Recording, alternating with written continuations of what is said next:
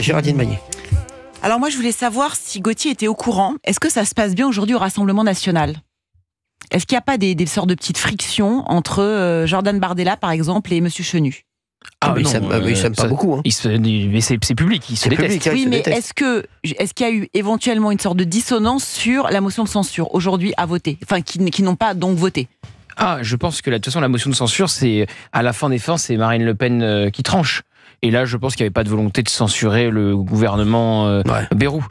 Sur Sébastien Chenu, il y avait eu un indiscret dans le JDD où Sébastien Chenu avait émis des critiques sur le livre de Jordan Bardella et sur son plan de promo. Et devant tout le monde, devant tous les députés, Bardella lui avait dit « c'est la dernière fois, sinon je te sors ». Donc oui, là, c'est très clair. La relation Chenu-Bardella, elle est plus que compliquée. Parce que moi, d'après mes informations, Chenu voulait absolument voter cette motion de censure. Mais c'est pas Sébastien Chenu qui décide, c'est Marine Le Pen de toute façon. Donc, Oui, mais est-ce que tu ne penses pas que la base, finalement, les électeurs, ils voulaient quand même que cette motion de censure soit votée ? Mais ils sont partagés. Deux gouvernements qui tombent en l'espace de 3 mois. Même pas de 2 mois. Et ce qu'il y a d'intéressant, Géraldine, c'est que dans sa conquête du pouvoir, Marine Le Pen doit aller au-delà des électeurs qu'elle a déjà qu'elle a conquis. Et l'électorat qu'elle cherche est un électorat plutôt retraité, qui veut la stabilité politique, qui ne veut pas aller de censure en censure, qui votait beaucoup Macron, exactement. Et c'est là qui est le cœur de la guerre électorale pour elle. Gauthier. Oui, absolument. Elle veut la volonté. Il y a une volonté de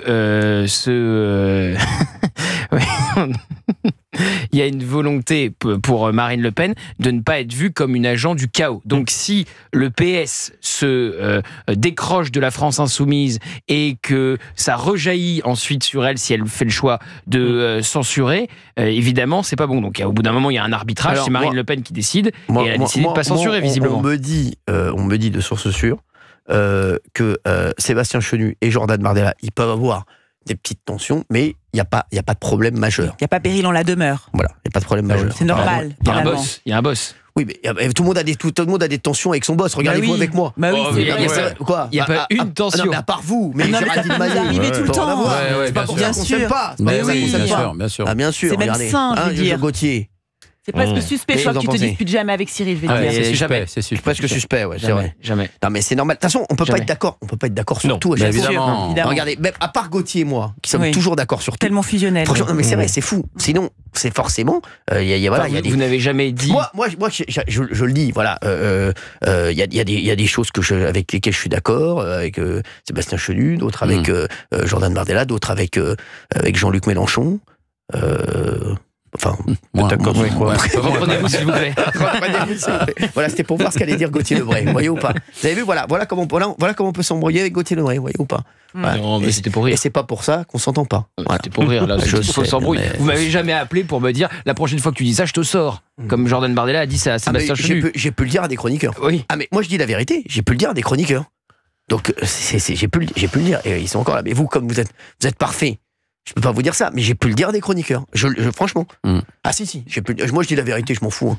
Je vais vous dire, franchement, c'est sûr que parfois, quand j'ai pu dire ça à des chroniqueurs. Je peux dire, tu te calmes ou bien on va arrêter. Oui, mais vous l'avez jamais dit en off. Moi, vous m'avez jamais mis un coup de pression après une émission en m'appelant, en disant, autant t'as déconné, t'as dit ça, je suis pas d'accord. Je vous le dis directement dans l'émission. Vous me le dites dans l'émission, en direct. Après, voilà, je réponds pas, je suis d'accord, je suis pas d'accord. Mais ça a le mérite d'être extrêmement, on va dire. Je vous ai jamais appelé après. Jamais, je vous ai jamais eu au télé. Pour parler de vous, quoi. Mais même très peu, à la limite, franchement. Pour reprendre oui, vos nouvelles. Un petit peu. Oui, non, mais ça, oui, bien sûr, vous êtes même allé voir ma grand-mère à l'EHPAD. On peut pas dire que ce soit franchement un truc hostile. Mais au contraire, c'était plutôt un très très beau moment et un truc très émouvant. Mais dès qu'on a des oppositions, ça se fait que dans l'émission, dans l'enceinte de TPMP. Bien sûr, c'est ça, c'est vrai.